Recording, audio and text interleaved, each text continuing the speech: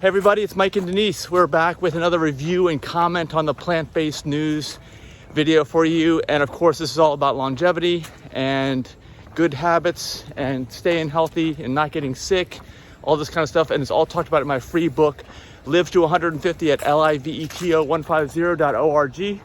So Denise, what's the title of today's article? Adding salt to food more frequently can increase risk of premature death. Okay. An analysis of the UK biobank cohort details the increased incidence of premature death associated with increased frequency of adding salt to food. Reducing the amount of salt a person adds to their foods could have a significant impact on the risk of premature mortality in adult patients, according to new analysis. An analysis of nutrition questionnaire data for more than 500,000 patients in the UK biobank study. Results of this study suggest those with the greatest frequency of adding salt to foods were at 28% increase in risk of premature death, but also provided evidence suggesting consumption of fruits and vegetables significantly modified this apparent association. Okay, let's talk about that for a minute. First of all, I wonder how they got those statistics and determined if someone added or not. They don't say the methodology that they used. Like if it was self-reporting or whatever, they don't say that. And of course, they're talking about adding fruits and vegetables decreases the risk. Well, I believe that, because I have a chapter in my book on salt, and it's crushed rocks is what people add. Now, the salt in fruits and vegetables is different. It's not crushed rocks. So it's going to be beneficial. It's in the beneficial form for the human body. The other thing is, it's also in the right amount when you eat fruits and vegetables, because when you eat fruits and vegetables, it's only a small percentage of the food, and you don't add too much, because humans, Denise, right? People love salt. And they just keep adding it, and it's too much, right? It becomes way too much fast. So eating more plants is going to basically get you the right ratio. So the more plants, the more whole fruits and vegetables you eat, the more your body's going to get in balance. And balance is a big subject we talk about in the book. And of course, if you think about it, crushed rocks and too much crushed rocks throws your body way out of balance. That's the bottom line. I've heard similar things about people that were in a study who ate high-fat food or junk food. Yeah. If they ate fruits and vegetables along with it, it had a lesser negative impact. It's probably the same reason, because there's fat in fruits and vegetables, most of them anyway, right? Yeah. And if you eat a variety and you eat them whole, you're going to get the right percentage, which is a low percentage of calories from fat in your diet. It's going to even things out and rebalance you. Whereas if you're getting fat from other foods that are not fruits and vegetables, which are food-like products, which is not real food, food is grown, then you're going to get too much of a percentage of calories from fat, right? Well, the scientific explanation was that the fat was absorbed by some of the fiber in the fruit. Oh, okay, that's another one. Well, that's a whole other level. Yes, I agree with that as well. So there's many benefits. There's multiple benefits, and here comes the sun. Whoa. Whoa. I'm able to see for a minute. Okay, what do you got? This article is in Practical Cardiology, by the way. I hardly ever list the source. You can read it anytime you want. These are all articles we are pulling off the internet, basically. To my knowledge, our study is the first to assess the relation between adding salt to foods and premature death, said Lou Key, MD, PhD of Tulane University School of Public Health and Tropical Medicine. Tropical? I've never heard Topical of that. or tropical? Tropical. There's definitely an R in there. Okay. In a statement, it provides... They eat only tropical fruits and vegetables. Tropical medicine. It provides novel evidence to support recommendations to modify eating behaviors for improving health. Even a modest reduction in sodium intake by adding less or no salt to food at the table is likely to result in substantial health benefits, especially when it is achieved in the general population. With an interest in understanding how modifying salt intake might influence risk of mortality, Key and a team of colleagues conducted a current study with the aim of assessing how frequency of adding salt to foods and the hazard of premature mortality and life expectancy. To To do so, investigators designed their study as an analysis of data from within the UK Biobank study, which provided them with data from 501,379 participants that were included in their main analysis. All right, so they didn't do a specific new study for this. They just went back with existing data. Yeah, they used and the analyzed data it. from another study. Okay. As part of the UK Biobank study, participants were asked if they added salt to their foods during a questionnaire at baseline, with 5 potential responses: never, rarely, sometimes, usually, always, and prefer not to answer. For the purpose of the analysis, never for me.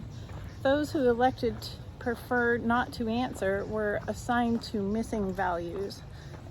Instances of premature death were ascertained through a review of death certificates held by the National Health Service Information Centre for participants in England and Wales, and the National Health Service Centre Registrar Scotland for participants in Scotland.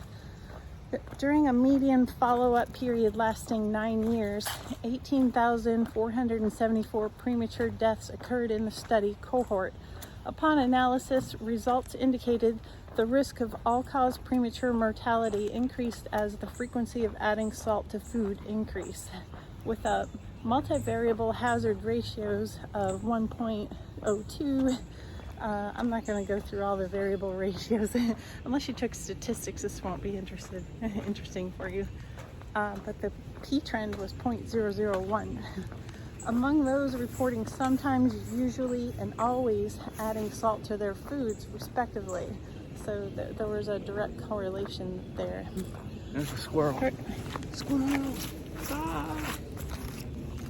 Further analysis suggested intake of fruits and vegetables significantly modified the associations between adding salt to food and risk of premature mortality, which investigators noted were more pronounced with those with low stakes and those with high stakes of these foods. Wait, what is that? Low stakes, high? They're not talking about steaks. They're talking about STAKES. Of what foods? Fruits and vegetables. Okay, gotcha. All right, that's what they talked about earlier. So they pointed out that those reporting always adding salt to foods and had 1.5 CI and 2.28 years lower life expectancy at the age of 50 in women and men, respectively, when compared to those reporting never or rarely adding salt to their food. So you add like 3 years to your life. This is from one variable only. And look, my book, Live to 150, has 150 chapters. There's like 150, there's like 200 variables, okay? So this is one variable, 3 years to your life. Don't think it's a waste of time. You just got to look into more and more variables. So the women lost 2.28 years and men lost 2.9 years, probably because they had more salt. Yeah, in general, yeah. Give me that bacon full of salt.